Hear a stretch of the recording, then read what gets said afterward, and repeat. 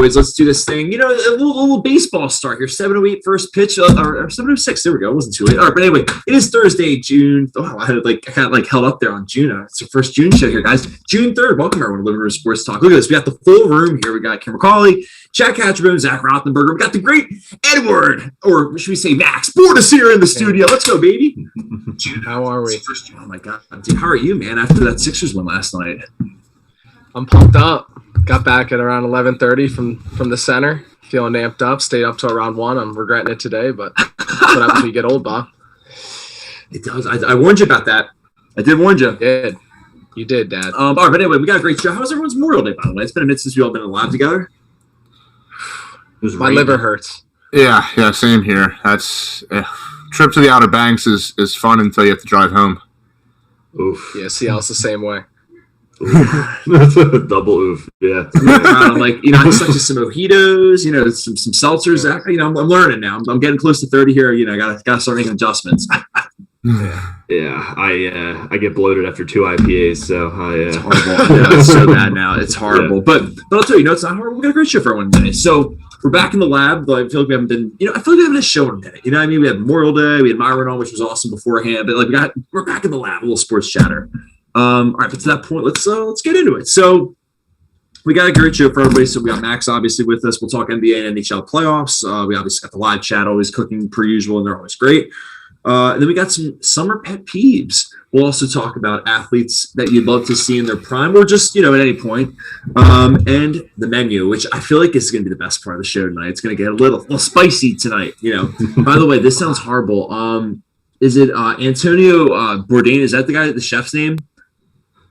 I just realized today he died. That's where I have so many random things I just want to voice that I've learned over the last 2 weeks. Not that that's what happens. The better the world will be happier after this, but well, not all of them, but you'll see. We're gonna look curveballs tonight. All right. Anyway, let's go back to our roots. I'll stop having my mouth fall down the stairs. Let's go to a little clickbait, eh?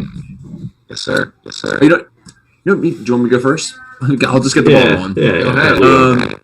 All right, why not, right? So as our, it's funny, I was looking, why is our stream not going so well? It's maybe because of the thunderstorm outside, that. I can't even see out the window right now, but that's all right. All right, but you know what? I don't need to look out the window. I just need to look at the junk that's on the screen right now, and it's the clickbait that I'm talking about. I feel like this is overdue. This is 3 moments overdue, if you know what I mean. Like the Dan Campbell cliches and just the Joker, the court jester ensemble. He's got, rocking and rolling here. You know what? He showed up in an astronaut or just a racer helmet or space. I don't know. I think it looks like a racer's helmet now. I mean, Zach, this is your territory right now. I mean, what do we got here? Is this a racer helmet? Yeah, it looks like that's a race helmet. Yep. I concur. That's just a kick in the ass. Yeah. All right, but anyway, so I'm just tired of this whole first of all, the Lions. I was I almost just want to read to you guys what I said in the group earlier because I feel like that actually hit the nail right on the head. I said. We'll get to the Pythons in a minute. Okay. I said Jared Goff is their QB now. They lost their number 1 wide receiver, but this jabroni wears astronaut outfit, says he wants a pet lion. He talks about kneecap BS, and now everyone thinks that team improved in the offseason. And it's the truth. It's why does everyone all of a sudden think the Lions are going to be good just because they scream culture, culture, culture? It's I'm tired of it. Say the cliches until you win. That's kind of, I don't know. That's my thing. Yeah. Sorry, Zach. It's tough when there's 4. I feel like I'll be the street guy, kind of directing traffic and stuff, the fun one too that does the dance moves. But yeah, lay it on me, guys. What do you got? No, I mean roster moves and play on the field are what produce winning cultures, not just talk. So it's way too premature, obviously, for that type of stuff right now. Yeah, I mean, it's any of that stuff. It's off season. They're gonna do some ridiculous stuff. OTAs, It's just stuff to get your awareness out there, and he wants to be the kind of coach that's going to be the fun guy. So he's letting it known. But I don't know. The thing I always think about guys like that is it's kind of like the thing with Sirianni. The only thing I'm worried about is how much is too nice. At a certain point, it has to become football, and it's not just a game. And a lot of these athletes don't treat it like a game. It's their livelihood. So we'll have to see. I hate how he fist pumps the media for you guys, by the way. That's my little whatever. Sirianni. I hate that.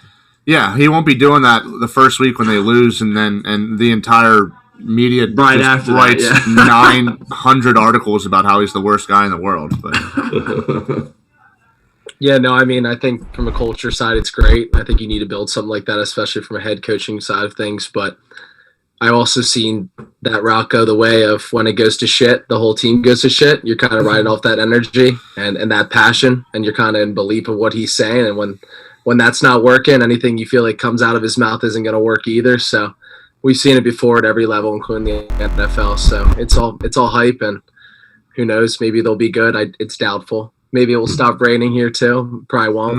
It won't be. The Marlins will stop it's all sucking, talk. I do agree. It's a lot like Sirianni, but yeah, we'll see. Only time will tell in the NFL. You never really know until you hit the ball. He screams used car salesman to me a little bit. You know, he's trying to pull out all these tactics and make you believe running after you. Yeah. I feel like Matt Nagy's a car salesman too, by the way. Sorry, but anyway, let me before I know Chad and Max, you guys have basketball clickbaits, which kind of rolls in just in the basketball chatter anyway. So Zach, you want to roll yours in there?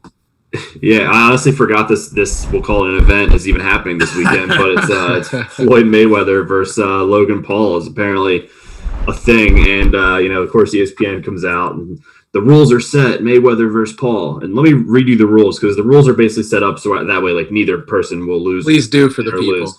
Yeah, so the knockout is up to the referee's discretion. Okay, so we can see that. 8 3-minute rounds. It says knockouts are legal. 10-ounce gloves, no headgear, obviously, no judges, and there's no official winner will be read at the end of the fight.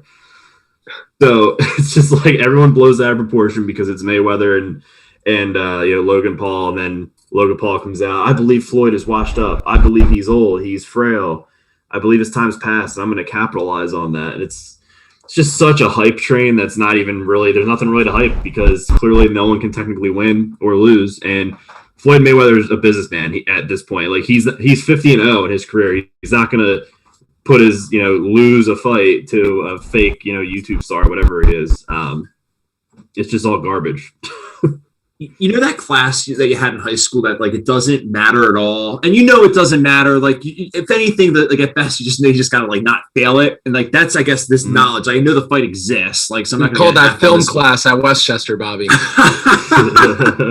Well, I mean, like I swear, Zach, every week in that class, as I don't care more and more, it's like they throw another wrinkle in, and it's like. We got Mayweather in this thing now. I how many times have we been on the show and I'm like, Zach, can you make sense of this to me? I still don't understand it. It's literally Thunder Lips versus Rocky in Rocky 3. It's like, like the exhibition fight. It's just it's just a moneymaker. It's not even an actual fight, at this point. Oh, Hulk Hogan. I Yeah. agree. Yeah, Hulk Hogan. Yeah. There we go. See that right. I'm behind a little bit, but I'm there. He's old. He is. I know. I'm not looking forward to this. But I am looking forward to the NBA playoffs. The Sixers in the second round. But you boys, I think have a little clickbait. So I'll tell you, why don't we do, Chad? You want to go first because I feel like yours was about the last series, and Max's yours about the series coming up. So yeah, mine is just a general consensus of all Philadelphia media that I had to deal with, which led into Philadelphia fans because that's just the revolving door that we live in. Ben Simmons. So Sixers lost game 4. Embiid went out. Simmons, obviously, in those games has to step up. And the Wizards went with Hack-a-Ben. And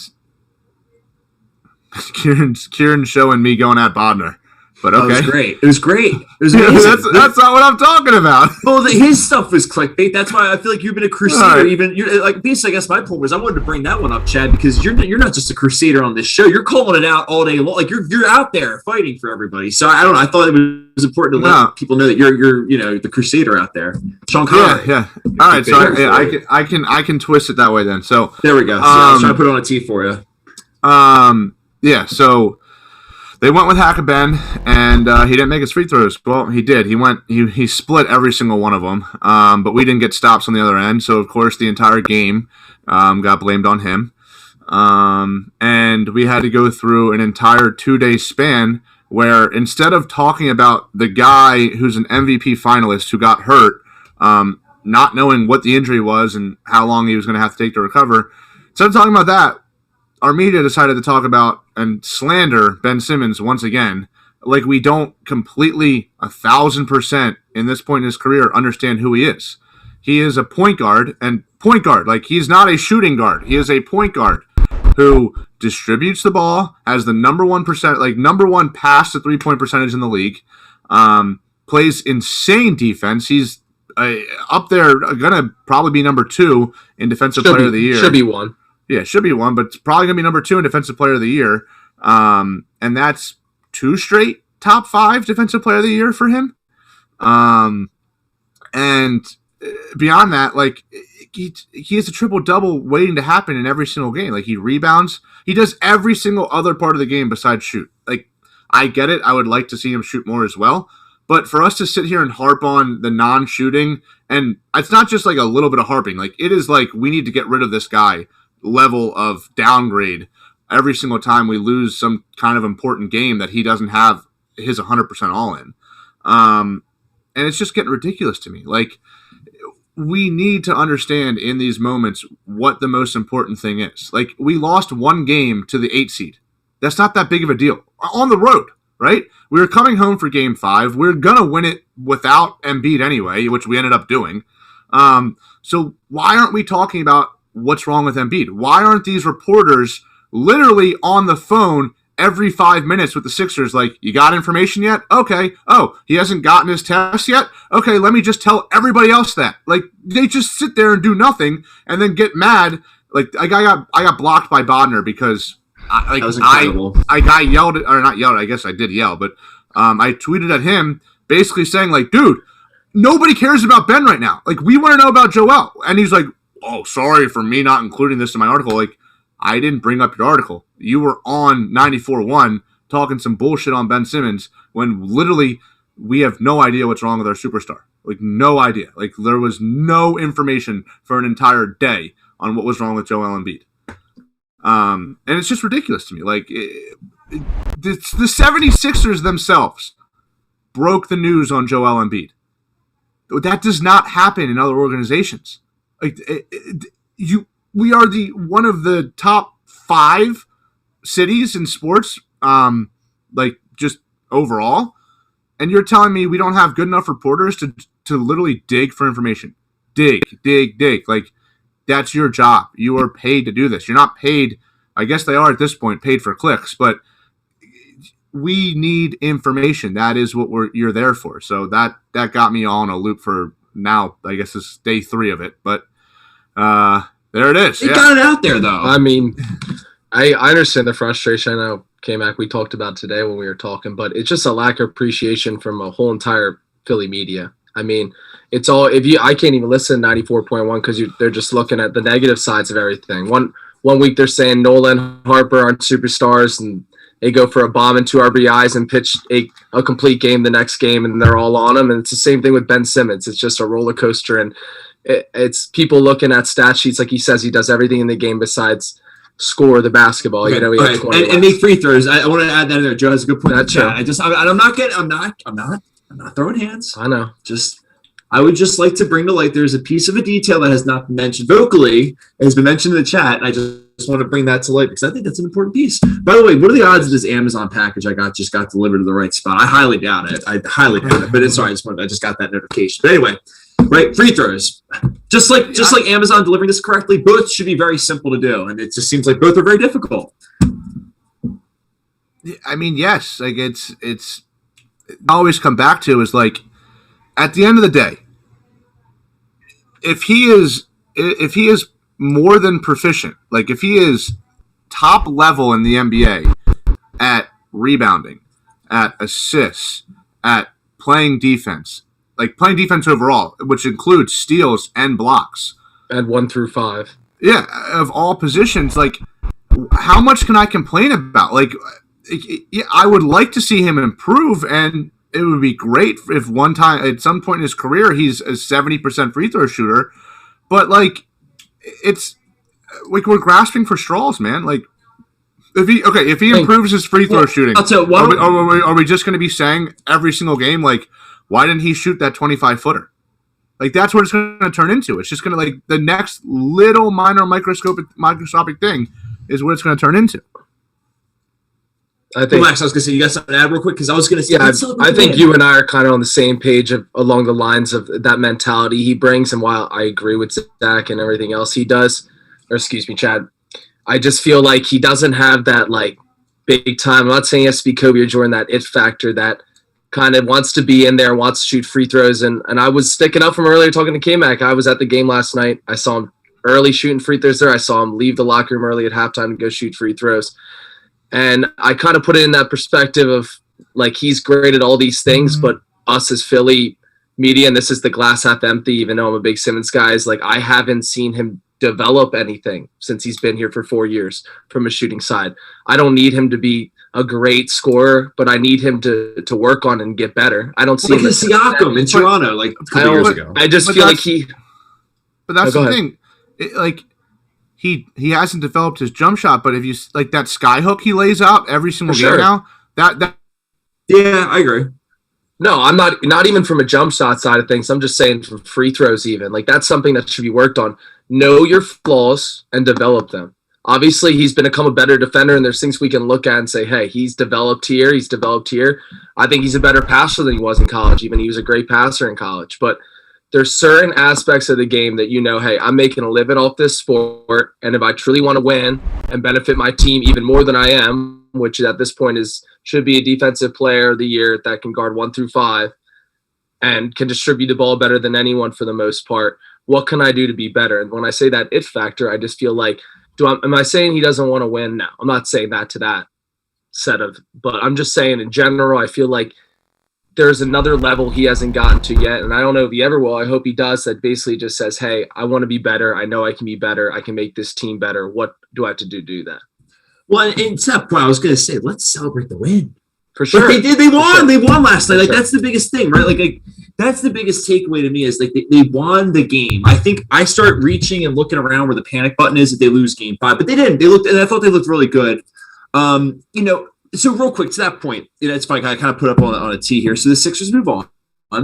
Zach, I'm sorry. We're gonna get so not long, but we'll just do a very quick, just feelings chat, in a second about the Knicks. But for a second, right? All right, Hawks move on, Sixers move on. So and right now, looking at the NBA, real quick, just backing up and looking at the NBA playoff tree, right? So the East is all set up pretty much, and then obviously with the Nets and the Bucks playing each other, and then Sixers and Hawks set up, and then the Jazz are waiting the other 3 positions in the West. But real quick to kind of back it up, I want to still get to Max's clickbait, which is kind of try to set it up with the matchup because you got some chatter. It's all the matchup's still young, 24 hours fresh.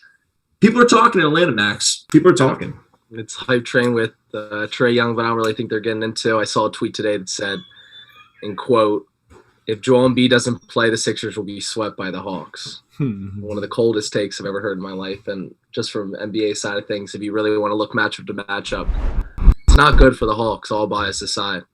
I mean, at the end of the day, you have Ben Simmons and Thibault on Trae Young, so have at it, buddy. And I don't know anybody that will be able to cover Tobias. I was joking with Kieran earlier about John Collins having to cover him. Again, tip my cap to you, buddy. Have fun with that as well. And yeah, you might as well go. But anyway, at the end of the day, I think game 1, I'm not sure we see Embiid. I think it might be smart to rest him. And quite honestly, from a betting man side of things and all bias aside, I think the Sixers win game 1. I think that they don't match up well, and I think the 76ers bench-wise are just way deeper. It's really not close. I mean, you got a washed-up Lou Will at the strip club half the days of the week, averaging 10, and you got the Mohawk Gallinari. So again, I'll take my chances. But that was a clickbait the day that got me chuckling a little bit on the screen. Thank you, by the way, because we're trolling. Chad, you got it. Oh, sorry, what were you gonna say, Zach? I feel like the Hawks are the team that kind of went way overboard the first round. They're going to be burnt out, and then you got a much better Sixers team compared to the Knicks. That's much deeper. I wouldn't be surprised. They're the guys that brag about hooking up on the dance floor when they're freshmen. Just nothing, but just a little kissing. Down the basement. Where they're the seniors. Yeah, exactly. Yeah. They don't. None of that. So after we went through our show notes earlier in the day, ESPN actually put up a clickbait that I was a little upset that I couldn't use, but I'm going to mention it because they had the exact same tweet before our series with the Wizards, which was 76ers - Wizards. Going to be a fun series with a popcorn emoji, right? So today it was 76ers - Hawks. Going to be a fun series with a popcorn emoji. I hope they keep doing it. But I just understand, like, how good does a Philadelphia team have to be for the media just to, like, treat us like any other team that's good in they got to bring Wilt back.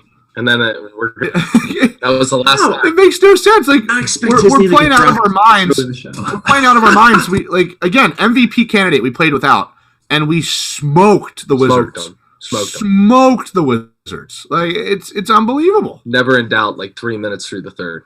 And Max, I was gonna say, let me add a good point. You had an awesome point we were texting. I thought about, like, how, to that point about matching up with the Hawks, and like, well, let's just bring it in here, right? Let's obviously talk. And we'll brand this Eastern Conference chatter at this point, right? Obviously, we're all Sixers fans. Well, and I'm sorry. Well, you're. I'm a whatever fan. Can we talk? Do you want to talk real quick? He's a Globetrotters fan. Yeah, that was tough. Trae Young had a day. What's your thoughts on the whole thing?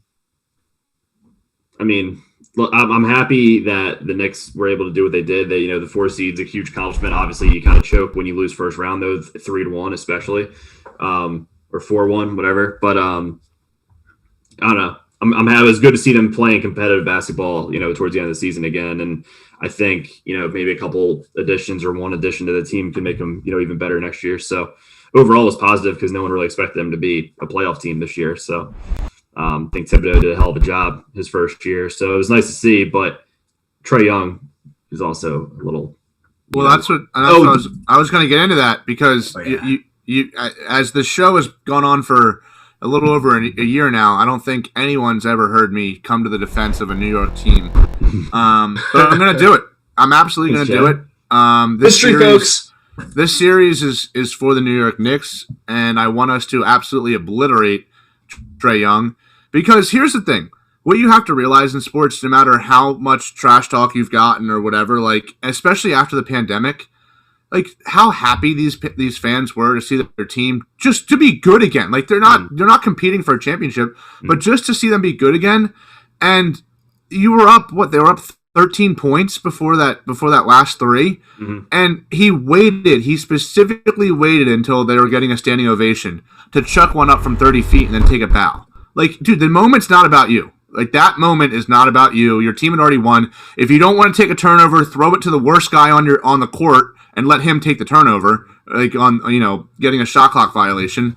But to throw up a 30-footer and take a bow when the fans are giving a standing ovation to their team that's about to lose 4-1 for the incredible season they had out of nowhere, like, just, you have to understand that. And for him to, number one, not understand it, and then two, in his press conference, come out and say, like, yeah, like, I see a lot of shows in New York and they always take a bow. Like, dude, like, that's just ridiculous. Yeah. Chad, you know what I was told at an early age? Karma's a bitch. Yeah. Yeah, hell yeah. Sure. Karma's a bitch, and it's coming sooner rather than later, brother, because he tries that Wells Fargo. Are we hammering his unders and everything this weekend?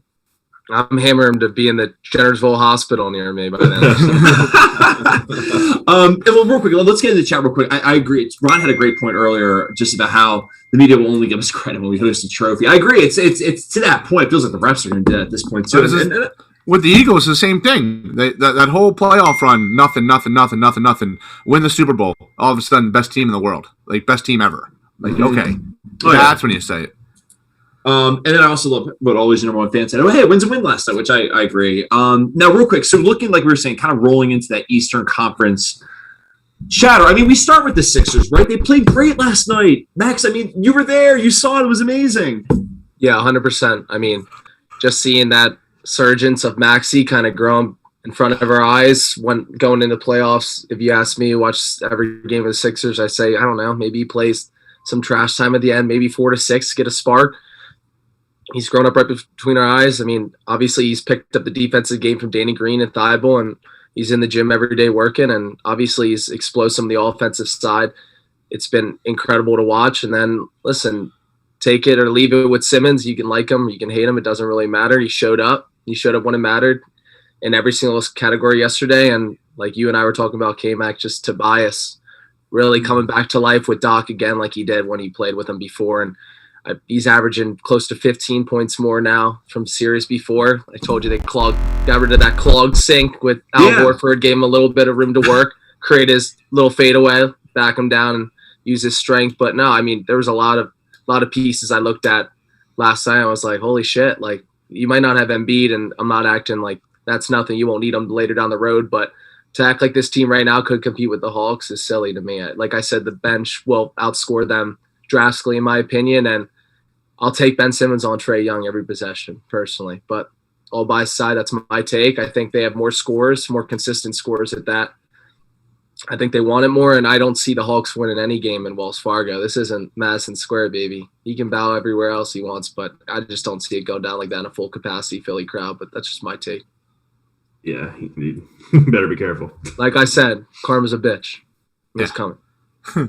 It is. I mean, it's coming.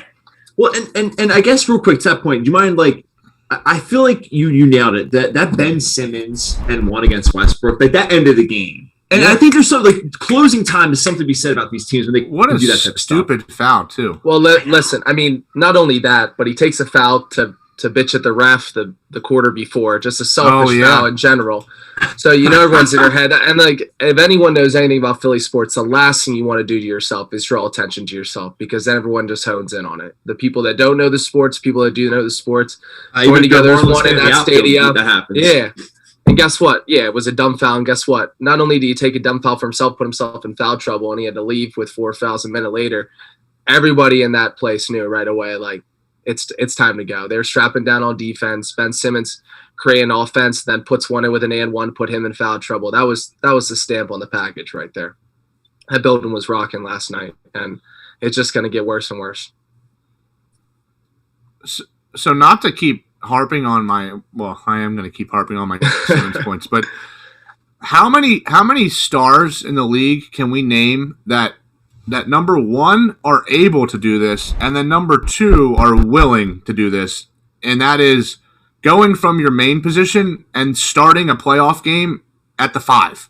Like, he's a 1. He's a point guard. I get he's 6'11". He's a point guard that started at the 5 last night, like, and guarded every position. Like, it's not like that is what's truly incredible to me about Simmons is one time down the court he could be guarding Bradley Beal, the next time down the court Hachimura, next time down the court Gafford. Yep. Like, how the guy has the ability to do that and not get 6 fouls within 10 minutes is crazy to me. But like, that's the kind of impact that guy has, and not only that, to add to your point, because I personally could name 3 that you could put at every single position and be like, oh Lord, like, look what's about to happen. Like, Gafford was a solid player in my opinion. He's going to have a hell of a career. I thought he plays well. I think he's strong on the boards. I didn't look one time at that game yesterday and go, oh Lord, like, this might get ugly with Simmons on Gafford. Stands his ground, he plays great defense. But to add on to that, not only can he play 1 through 5 very efficiently, how many guys do you know can play solid defense on a 5 when you're undersized, getting backed down and bullied, and not only be effective offensively, but you're running the court and playing point guard at the same exact time? That's special. Yeah, like, the stamina needed is crazy. I haven't even looked at the stat sheet because I wasn't watching at home and stuff. I would bet he played 30 minutes last night for sure. Yeah, and I can't tell you one time I've ever seen Ben Simmons look tired in my life. Usually he checks back in the second quarter around the 7-8 mark or something. Yeah, last night he was checking in the second and fourth quarter with 10-11 minutes left. So, like, when Beal came in, yeah, he's back in. Came in. Kieran, by the way, I forgot to text you this. Just to throw us one last bone with Allah Abdunami. He retweeted that interview, by the way, so I can't say anything. That's true, but it's we can still get on him for his stupid takes. Last night, Rory Hachimura hits a step back, and you just hear him under his breath. He goes, "Oh man, he's going to be a problem." Just like. I can one off that. Like Kobe stepped on the court. So Max, you remember that first, I think, bucket that in the first minute of the game that Bradley Beal had at the top of the key where he really threw up and then took 2 glides down. Okay, so he does that and then Allah goes, Yeah, I think you'd rather give up that 3 than give up an uncontested layup. And it's like, you think, man? Like, I mean, just let the microphone just take all the crowd in at that point. But anyway, great guy though. So, but yeah, well, funny. I always got to call up when you see it, right? Real quick, couple other NBA points I wanted to make real quick. So, and I'll almost get through 3 at you guys and just chew them up. All right. So, one is this Suns series with the Lakers end tonight? Yes or no? True, the Clippers suck, by the way. Like, I hate them. They're the Atlanta Falcons of basketball. Luka time. They are. And Damian Lillard's an assassin. Those are my. It's amazing. You're a special type of player when everyone talks about you and your team lost and there's on the brink of elimination. You still are the only news in that headline. So those are my 3 things. One is AD playing. Do we know this yet? Alexa, is Anthony Davis playing tonight in the Lakers game? Check the chat. Come on, chat.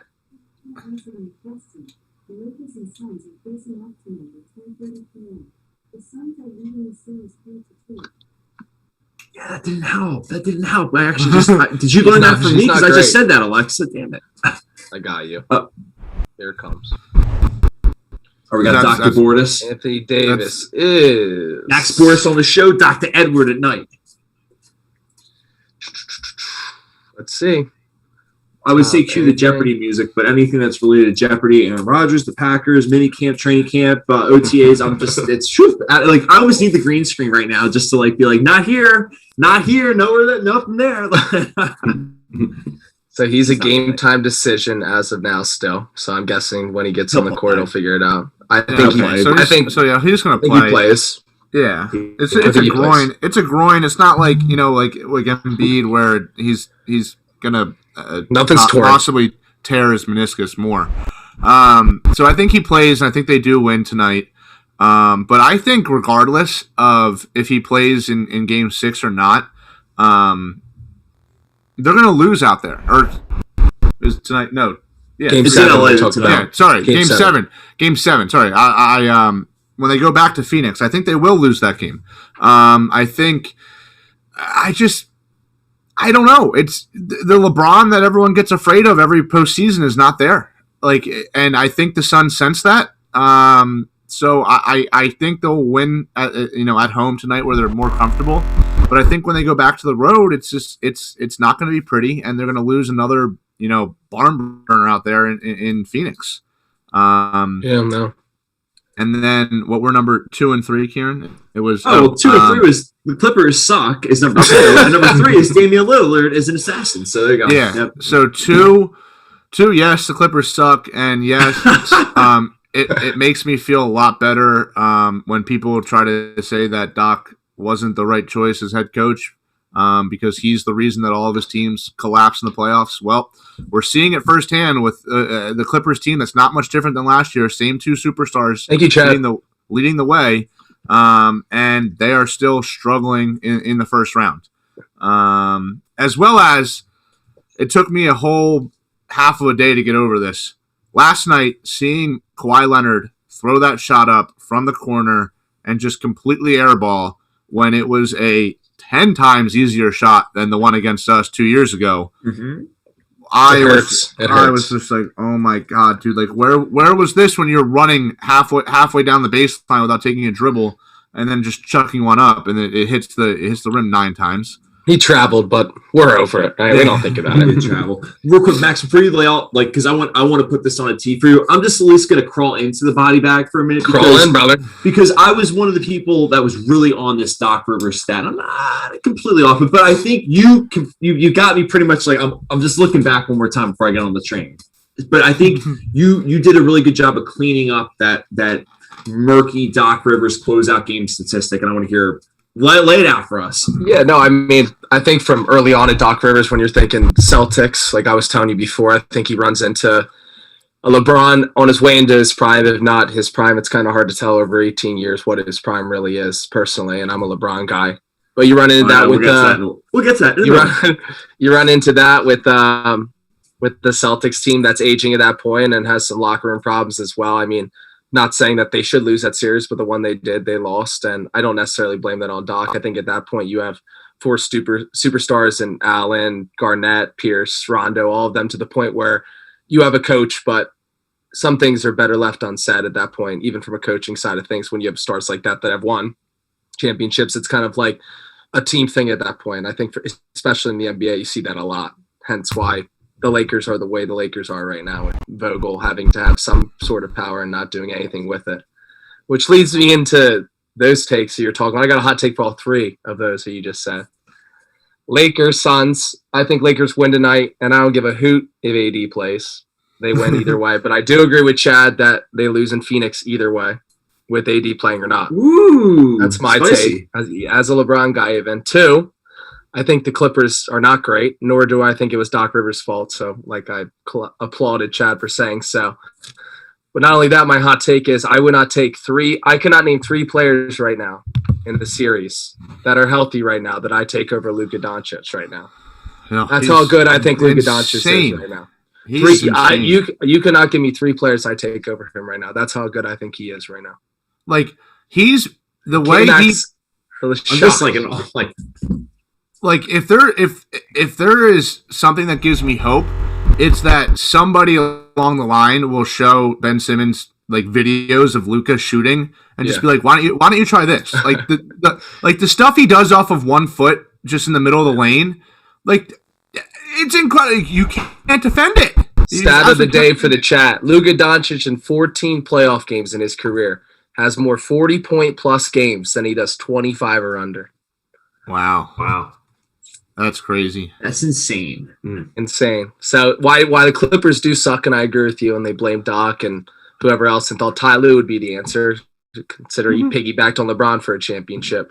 Luka Doncic is a problem, and it's just going to get worse and worse every time. And I sat for an hour a couple days and was like, am I taking anyone over him? I think you take prime KD right now. He's the best scorer of all time. He's healthy. He looks incredible, but I mean, obviously, it's a little hard to tell when you have all that talent around you. I'd still take KD. Obviously, if LeBron's healthy, which I don't think he's 100% right now, you take him. But I'm not taking anybody else over Luka right now. No shot. I'm just not.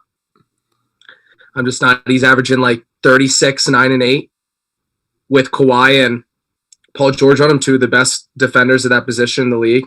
And they can't do anything around him too, like Porzingis, Brunson. Like there's a cast. It's no, for sure. But the craziest part is Porzingis be that number 2. Porzingis hasn't showed up. Hardaway's been that number 2. If you really want to look at the stats, Hardaway's been good. Yeah, I was about to say, is this gag material for like actually? Well, because isn't there something to be said about? I'm like watching like all these former Knicks, and I'm just like, what? Like Knicks are in the playoffs, but there are other guys who are not like that. Like, you know what I mean? Like it's just like. It's almost like an episode of Friends where everyone's like hooking up with each other. Yeah, it's a little too much to keep track. I don't even know the show. I mean, well, if you watch this show, you know that I hate that show. But if you know, whew, third I'd say would probably be it's a super hot take. We're talking plus thousands here. I think Blazers come back and they win that series. That's my dead tonight. That's my hot take. I think he keeps playing well. I think McCollum finally gets it together. And they have a little bit of I think they get going. I think it's a long shot. So you're saying a Lakers Blazers parlay is something that you would maybe think about doing tonight? I'd hammer it. Hammer, huh? Get the hammer out. You know the streak I've been on, Bobby. Don't test me. There's something I want to bring up because I never know how to bring it up, but it's I've known this for the last like 2 months now, and Max just gave me an opportunity, so I'm going to take it. When he brought up character issues in the Celtics locker room, Kevin Garnett, all-time D-bag. And so if you want to know about character problems or issues, like this quote will change your whole stance on Kevin Garnett. It came out in 2016, but Kevin Garnett and Tim Duncan hate each other. Like Duncan, it's the most hated guy in the league for him. Yeah, really. And the reason why was this is not even a playoff game. This is just some regular season game. Tim Duncan was at the line, and for anyone that doesn't know, Tim Duncan's mom passed away from breast cancer, and he was at the line, and Kevin Garnett, under his breath, but pretty loudly. Apparently, now this is not on camera, but like it's been confirmed by a couple other players that played in the game. Kevin Garnett said, "Happy Mother's Day, Mother," effer. Like, I'm not gonna screw us on that one, but yeah. I think everyone can connect those dots. Yep. Happy Mother's Day, mother effer, to a dude whose mom died of breast cancer. Like, so yeah, I 100% believe that the Celtics did have some locker room issues when they have a guy like that in their own locker room. Like, that's like shit talking. I'm really good at it. I that's something that I just I excel at. Right? There's a line. Like, there is still a line with that kind of thing, and he went 2 lines past the line. Yeah, I agree. Yeah. I mean, I don't know. I like to go on a good rant. I'm just going to save it for another day. Rainy day. Yes, exactly. Well, don't say that because it's here today. But all right, so let's migrate real quick. Well, can I just, before we get into NHL chatter, just talk about something that's on my mind, just from a personal perspective. Well, first of all, we talked about Memorial Day. I just want to add this tidbit in here because I actually wrote this down like a week ago. That's how good it was. That the NCAA lacrosse tournament was actually pretty fun to watch on ESPN. Like, I thought that end game, the last 10 minutes of that Maryland-Virginia game was awesome. Yeah. So, throwing that out there. And then I bet on Afghanistan soccer today. So, Chad, that's on me, Chad. That's not a you thing. That's 100% on me. And I face the music because it's 6:40 in the morning and I'm looking and just I'm on my phone and I see Afghanistan's -1 against Bangladesh and. Just love that. And it looked great. Looked all right, I should say, until Bangladesh decided to backdoor it. The Bangladesh backdoor, you always got to worry about that. So anyway, I just want to put that out on the show. Anyway, all right, let's get to the NHL playoffs real quick. So the Bruins and Islanders, by the way, 0-0. I was taking a look to see what's going on in there. I thought someone scored actually for a second. All right, never mind. So it's 0-0 right now in that game. Well, let me just kind of back it up. So we got the Bees and Isles, Tampa Bay, Carolina, What's the common denominator we all have? Our teams missed the playoffs because we suck. So, I mean, how much are you watching it? Good amount. I think I definitely watch more basketball than hockey, especially because the Flyers have been so atrocious. So I've kind of, I am with NBA, but I watch a good amount. I think the Bruins go back 2-2 at home after the 2 games in the Islanders. And then I think it's going to be a pretty quick ending there for the Hurricanes. I think the Lightning take care of them in 4 or 5 probably. They're just too stacked and they're too healthy right now. I haven't seen a couple of those guys play together that healthy in a long time, with Stamkos being out some last year. But they're scary. They're my cup team, I would say. Not that that's a long shot by any means, Bob, but that's who I'm riding with. Kieran, I got my revenge. I guess not really revenge, but my wish, by the way. I don't know if we didn't talk about this yet. Remember probably like 2.5 months ago when I was just spouting off about how everyone's like, oh, the Maple Leafs are this great team. And I was like, no, like they're literally playing Canadian teams. Like they're just playing Canada. They're only playing Canadian teams. They got their doors blown off by a team that finished under 500. But they're hot now. They're a weird team, Montreal. I was about to say, I think they might knock off the Jets. I get it, but that's what I'm saying. Like it was all like that. They were a good team. I mean, K-Mac, look at them against the Flyers last year. That was like a pretty tough series, if we're being honest. Like it was back and forth for a little bit. For Montreal, with Suzuki and all those guys. Well, I mean, you got a guy where you have good goaltending. You're getting that every single series, and anytime you get that in a playoff series, I mean, you're scary for sure. You get a hot goaltender, that could win you a series. Yeah. But no, I mean, at the end of the day, there's no way they should win that series either way. I'm with Chad at that. But I'm just saying, they are scary from the means of like, hey, when it's playoff time, you have a top 3 goaltender in the league, so watch out. If you can find the net, it gets scary. They're not going to let up many goals. Plain and simple. Yeah. Sorry. It's tough. I literally just lost it. I'm sorry. I literally just saw the chat. I was like too busy like producing, like looking at you guys. Joe's comment just killed me in the chat. I wish Kevin Garnett was Adam Sandler's character in Uncut Gems instead of no! All right, but we almost, what we need to do? This is perfect, Joe. Thank you, because we seriously have to. I just thought of this. I'm actually writing this down. We have to do like a chat, like a comment of the night. Like we have to, like almost how there's like a play of the game, like your Toyota play of the game or something like that. Yeah, we have to do like the chat comment of the night, like do it at the end of the show. Because we'll just start giving away your Aaron Rodgers stuff because there's no need for you to have it. Easy. Why don't you just? I should mute you. Settle down, Bob. But no, got it. So, by the way, Belmont Stakes on Saturday. By the way, I was seeing what the chat was saying too. That's gonna be fun. Zach, that's up your alley. What's on Saturday? Sorry. Used to be. I don't know. Not anymore. Used to be. Not anymore. I haven't followed. I had one good year with horses, and ever since it's been cooling off. So well, let's hop back on that horse. No pun intended, Bobby. Let's go. Hey, there we go. Come on. And real quick, the other thing I was going to add in there. Actually, to your point, Zach. We're getting back to hockey for a second. You guys had some good news yesterday as a Sabres fan. Yeah, first overall pick next in the draft. So you gotta love it. We'll see. I mean, it's supposedly it's a deep draft class coming up, but the number one. You can't mess that up. No, you really can't, right? So the number one prospect is a defenseman, but I don't know. I think we need some offensive help. So, but we'll see. But I'm in agreement. I guess good news. So hopefully things are onward up. I don't know how worse it could get. First year I decided to watch hockey. I choose the Sabres as my team, and it was pretty awful. But we're hanging tough. That'd be like me joining the NFL and joining the Jets last year or something. Yeah. Mm.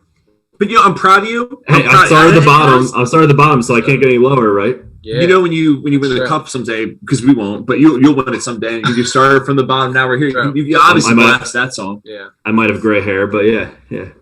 It's all right. Now, look, at that point, it's better than sweating it out like we were going to do this summer. I was going to say we could do a little summer pet peeves you guys want real quick. Can I ask you guys something real quick? No, I'm going to get to that at the end. There's a little curveball for you in the show, but real quick. It's funny. I'll almost go first. So this was not planned at all. Obviously, our stream's been a little choppy tonight. We appreciate everyone, sticking around, hanging with us. But to that point, we were just come up with a little random just chit chat, living room comments, and one of the segments we had tonight was, what is your biggest summer pet peeve? And not like that we're negative people. It's just more like I feel like everyone's always like, getting off to like the sunscreen and the beach. It's like okay, but there's also some negative effects of summer. We're just assholes. That's all. Right? Yeah, exactly. So to that point. It's funny. Mine was isolated thunderstorms because I really was talking about how it derails like your flights, like your plans, like you have like things going on. We were going to go to a bonfire tomorrow, but we can't do that anymore. And it's kind of affecting the stream now, as one would say. So that's mine. But what do you guys got? Well, mine is I hate the bugs. I hate the bugs that come out in summertime, man. Like we have the spotted lanternflies, who knows whatever else is going to be coming around, in the next year or two. There's nothing worse than when you're trying to like golf and you're trying to putt and there's bugs all over your face, but you're all humid and they're sticking to you. Yeah, because that's why they sell off. That's a good one. Yeah, that's a good one. It's not fun. The amount of times I've rode my bike and a bug just flies in my mouth. That's good protein though. It is good protein. Good protein. Yeah. Eat up. Mine comes from the beach. Obviously, it's summer. I know it's not the beach. How about when you're like laying down or chilling? And they kind of go hand in hand, so I'll say both. Someone gets up and about to leave the beach, and they're like flapping their towel, and the sand gets over, or they let their kids run by you, and they're kicking sand on your back. That's a no-go, Bobby. Those two are no-goes. Yeah, it's a no-fly zone. No-fly zone. So those are my two. It's like those golf are the two that get me going. Don't run. It's like, no, like don't talk during your backswing. It's like, don't run on the beach. Like, if I wanted someone to step on my back, I go to masseuse. You know what I mean? Yeah. But that's mine. No, that's actually a great one. So when we were at the Outer Banks, me and my friends went down for Memorial Day. What day was it? I guess it was the day it was storming pretty bad up here. Sunday, I think. It was not storming, but it was like a little bit colder and like a storm was coming in, so it was windy as all hell. Yes, and it sucked. We were just getting whipped on the beach by the sand every time like the wind started coming like hard, and I was like, oh my god, like this is brutal. And we only spent like an hour on the beach that day, so feels like needles are hitting your skin.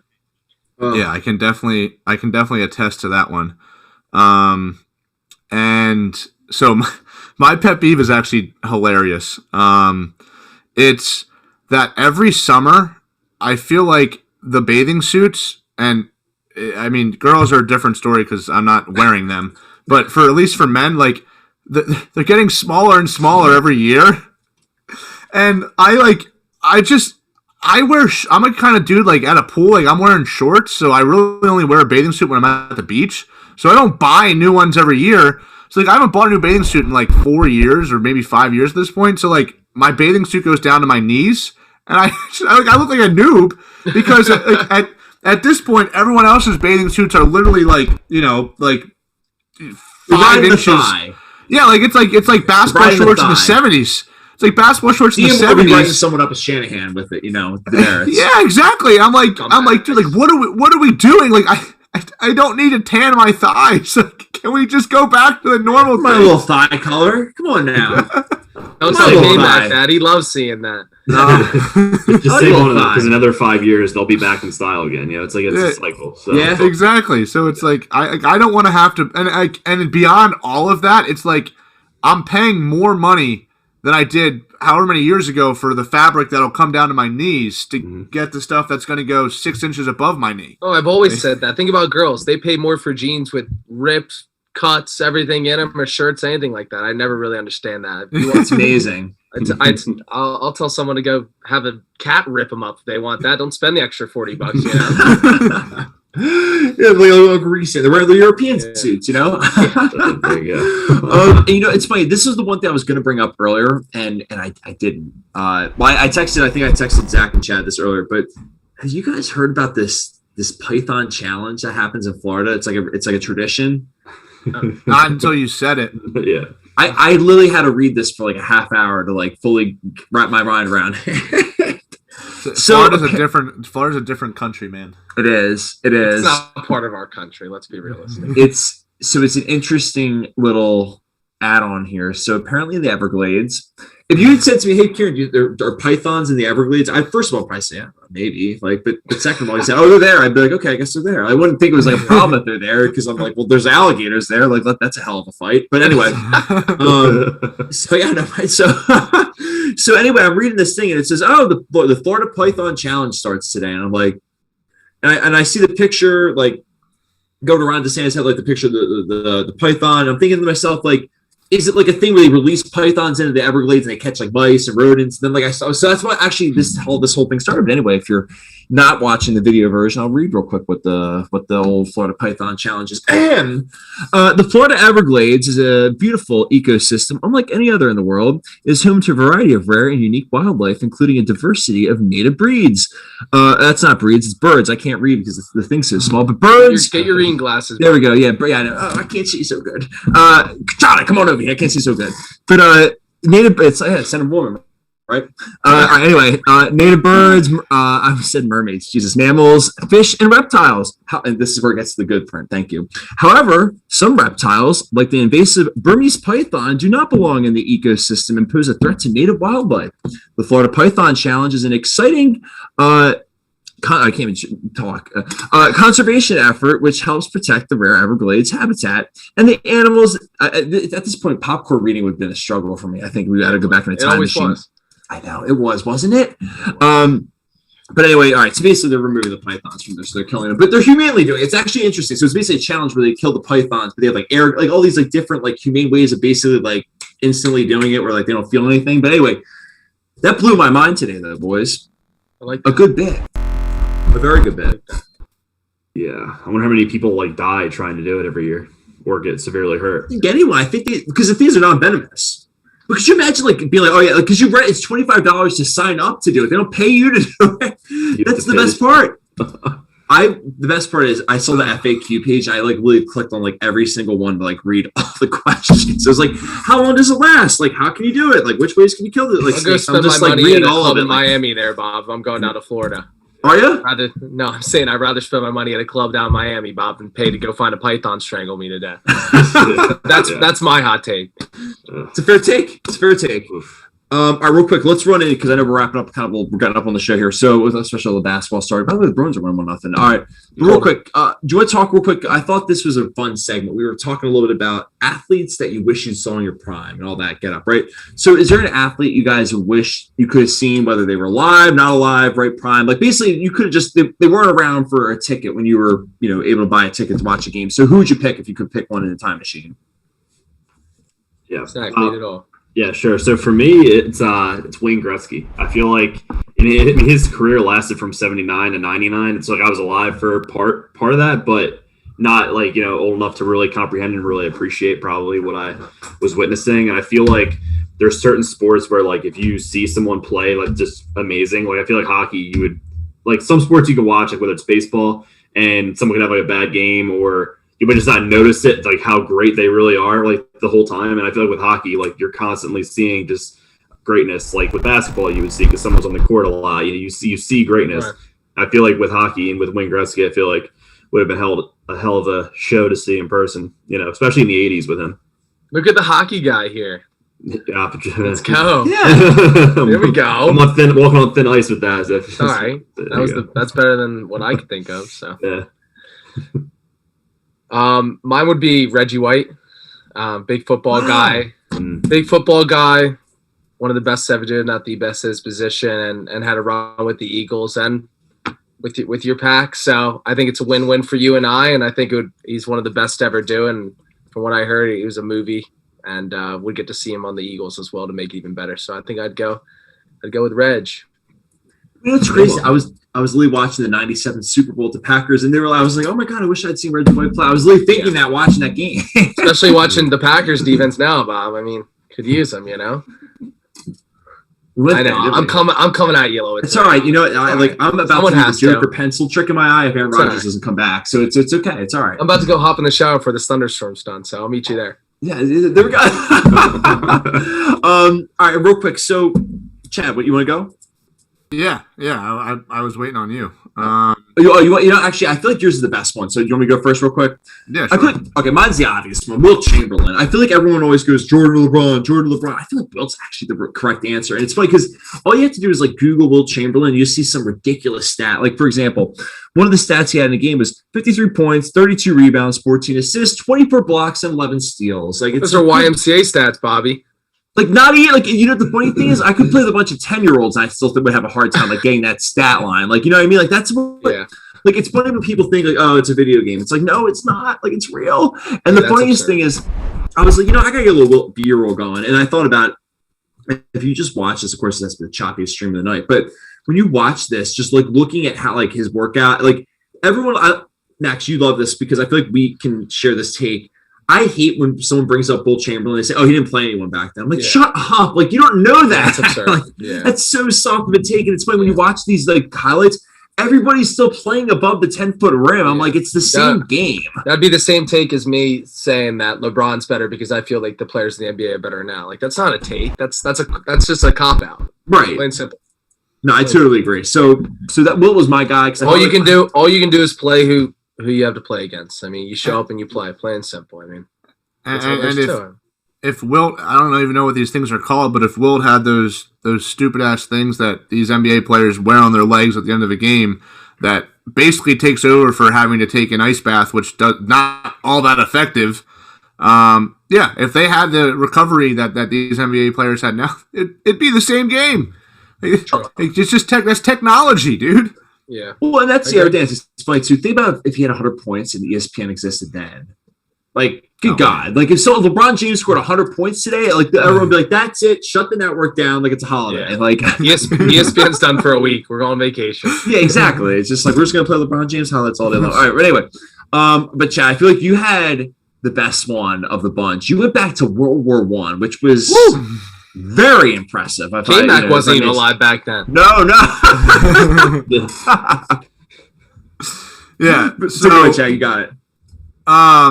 Mine is, and by far, it goes untalked about, but one of the greatest players that baseball's ever seen, Christy Mathewson. So his 1905 season, I'll get to the World Series, which is the bulk of my point here, but just the 1905 season alone, it's incredible. He's on the New York Giants. He went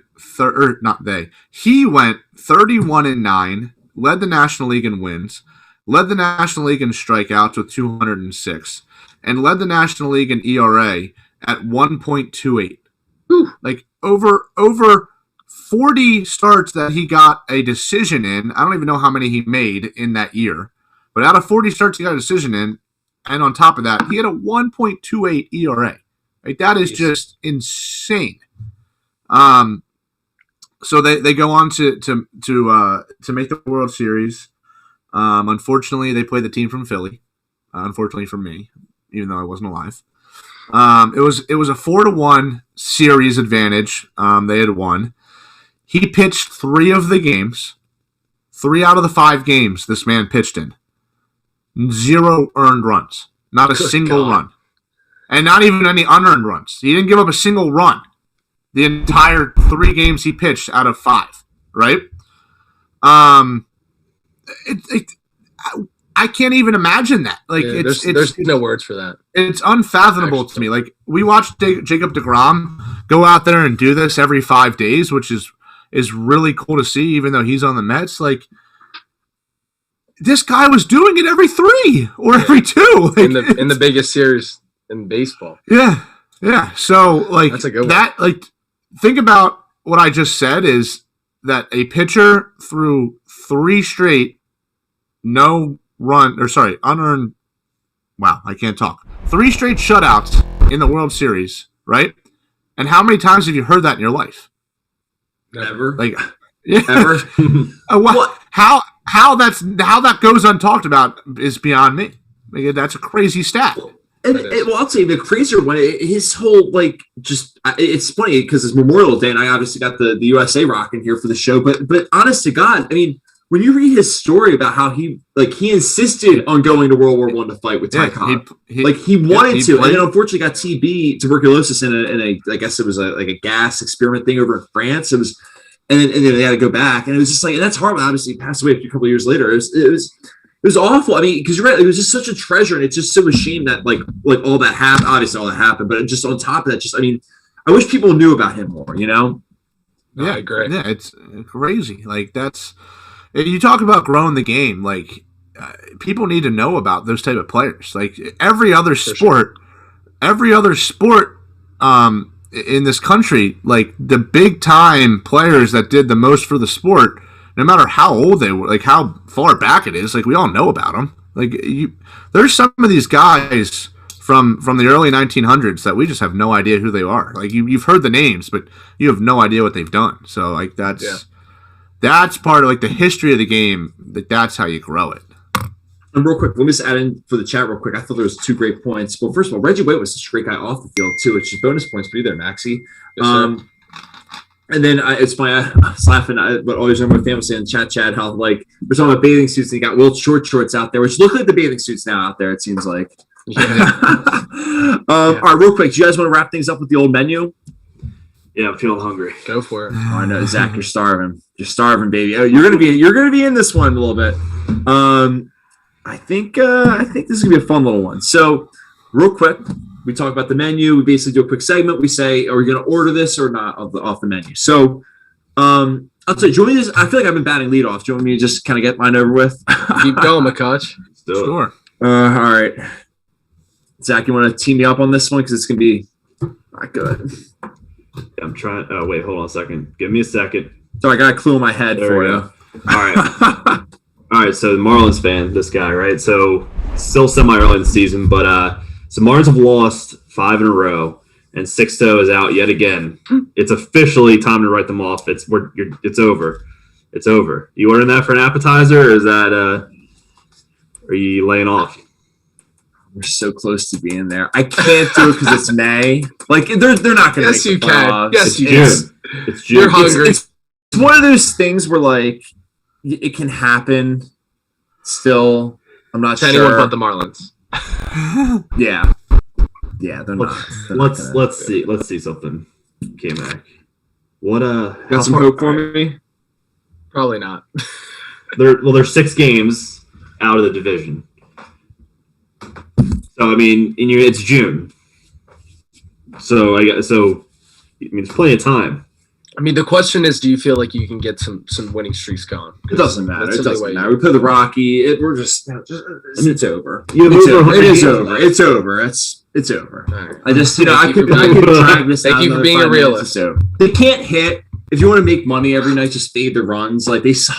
We do that. We do this every night together. We do this every night. As we talk about it. Yeah. But, so you are ordering it?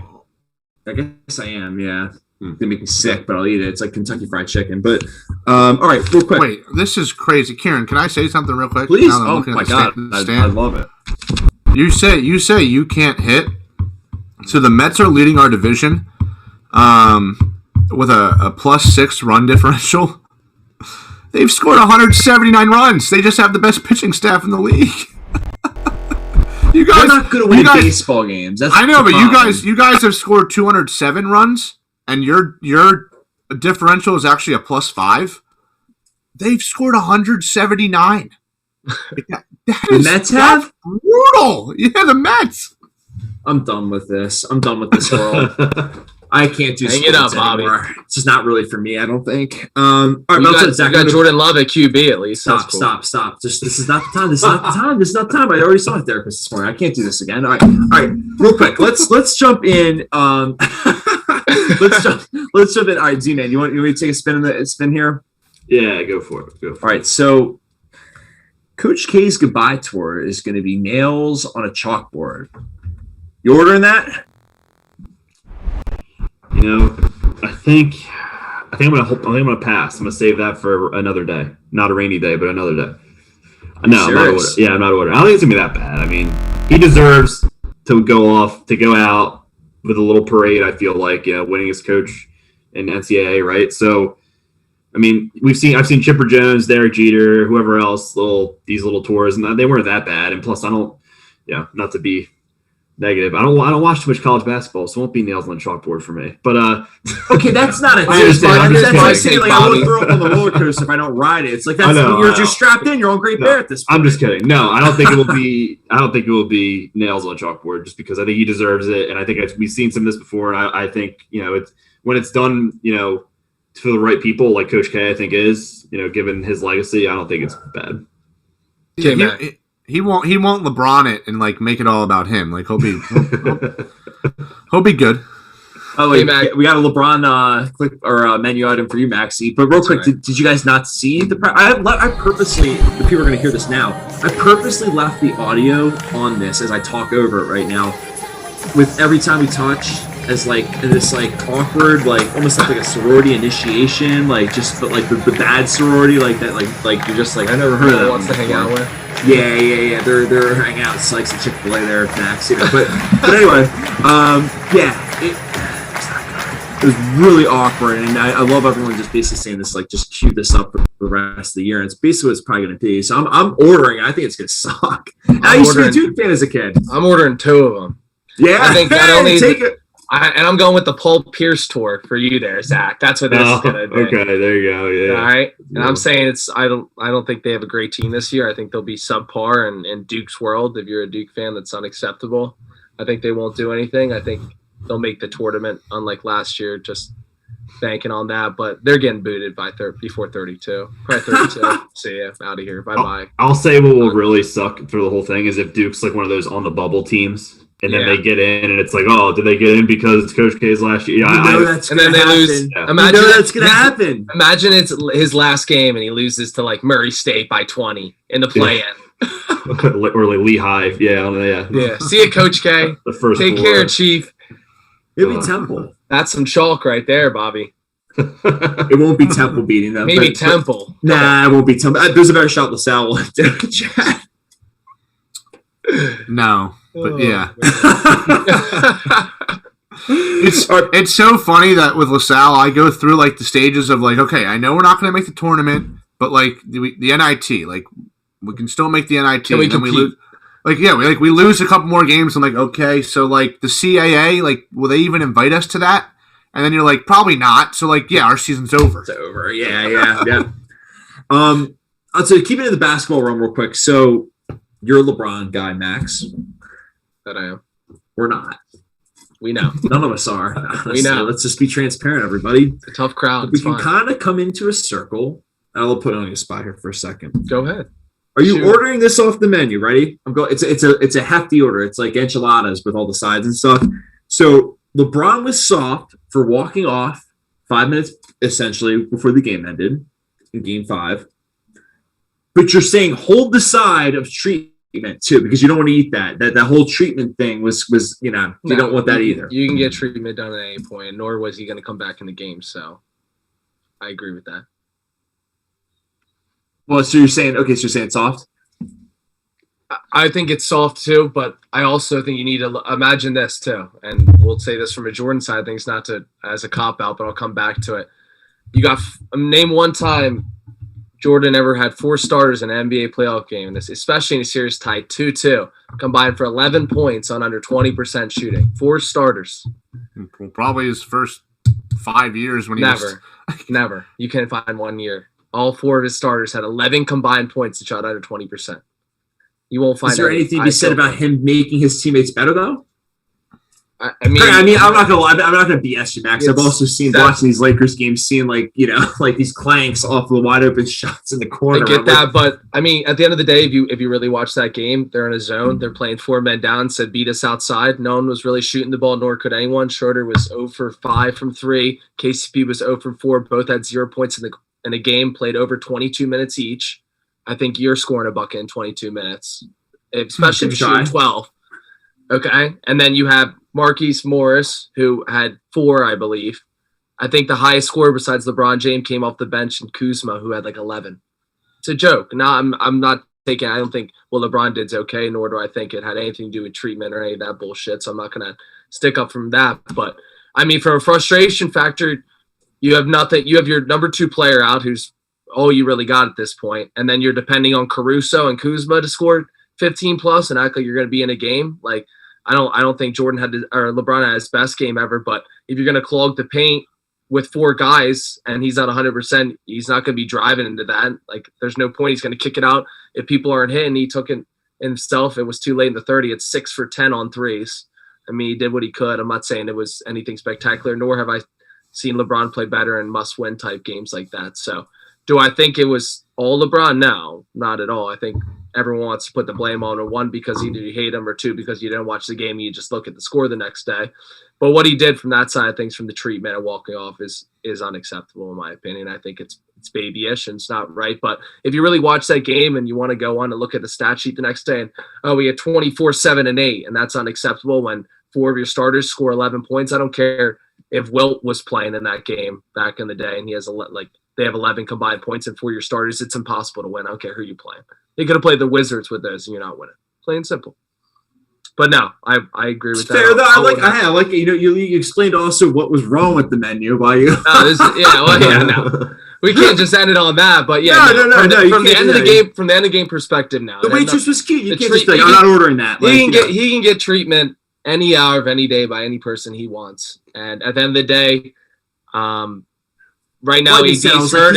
I was like, he's not walking off the floor if they're up there. Well, no, you know what I mean? And not only that, you got another centerpiece in AD, who's another leader on that team, obviously on and off the court, and he's not playing. So at that point, he walks off, and you're left with a bunch of very average role players, if we're being honest. We can go around the thing. I think Schroeder's maybe the only one besides him that's a little above it, and the rest are under average. I think if all of us know basketball know that. I mean, Morris wouldn't start on probably any of the other teams. I mean, he's atrocious. I mean, KCP's been shooting like me at the YMCA. What'd you say? I said, you ever hear when Morris dunked on me before? No. I actually don't know which one it was, Markieff or Marcus. But probably the one on the Clippers, because the one on the Lakers is trash. It was a 2-on-1 practice. It was like back when there was like summer workouts, and I just remember backpedaling.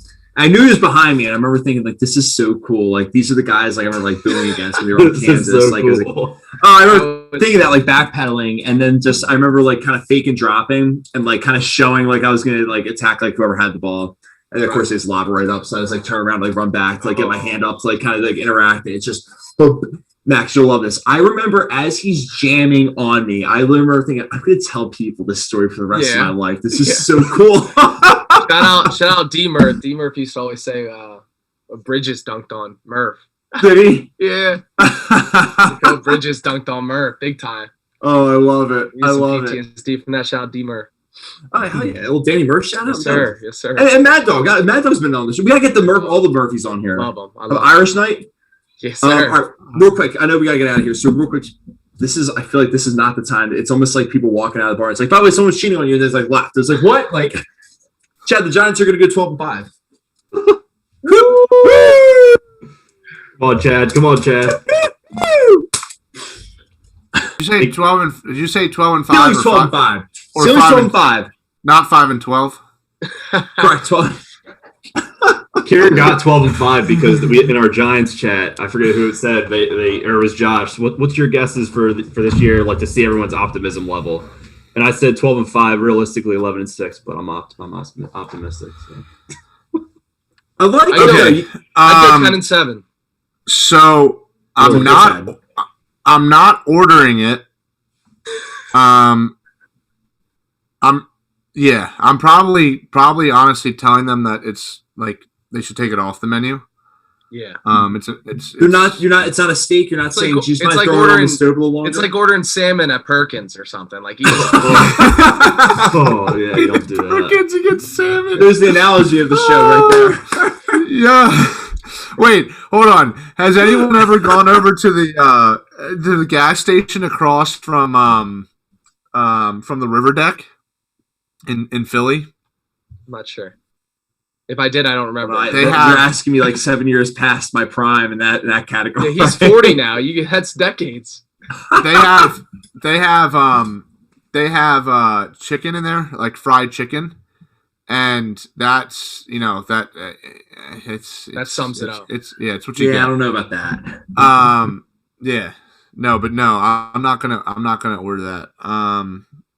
Yeah, no. So here's my take on the Giants and their fans and Zach. It's not just you. It's everybody. It's so the Eagles are kind of in like a weird state right now, right? Like the fan base that gets shafted about being homers and we always spout out about off our team and whatnot. We haven't said anything like all offseason. Not a peep. Like there's been guys that have said like, yeah, they might have a better year than like what people are expecting, but like there has not been any of us that are like, yo, 13 and what do you have to 17 games now? I can't count. 13-4. Zach, 13, you got me on Twitter, Zach. I only do Devontae Smith. That's it. That's it. Like just because I want my boy to ball out. That's it. Oh, dude, I like him, man. Come on, let's go. That's like it. It's not. I'm not acting like we're going positive. It's good. Right, like you're not seeing that from us, and it's like every year I have to sit here and like have Giants fans be telling me like they're gonna be like the best team in the world, and I'm just sitting there like, dude, like what? Like, when's the last time you even saw them win a game? Like, it's not like obviously they've won games, but like it's been a dumpster fire. So like, I'll order it. If they don't start the season 0-5, like the last 3 seasons that they've done, like the last 10 seasons, yeah. But no. Right now, my team's in the dumpster. Can I also ask, by the way, what our good friend Fitz, what his prediction was? 10-7. That's what it was. Yeah, 10-7. That's what I said. Right. 10-7. I'll give him that on for one time in his life he's not going fully overboard.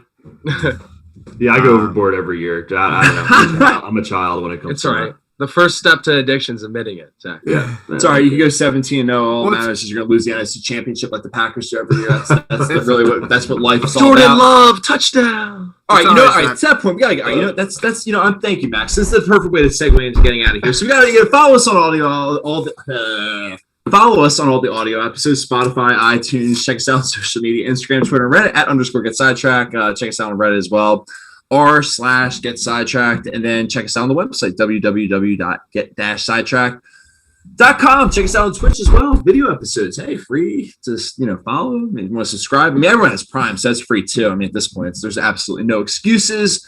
Check us out on there as well, and then make sure you subscribe to us on YouTube as well for all the highlights and all the cool interviews on our show as well. It's always good stuff. Look at that, Chad. You ready to rock and roll? Let's go. I like it. Take us to the weekend. Sixers and 5. Hell yeah. Pack your bags. Sixers and 5. Done. I love that. All right, at that point, let's pack our bags then. All right, we'll get out of here real quick. We hope everyone has a great weekend. Max, dude, we got to get you on the show, especially NBA final time. We got to get you on you guys. For sure. We'll be texting right after this, but thank everyone for checking us out tonight. Like I said, we'll be back on the air.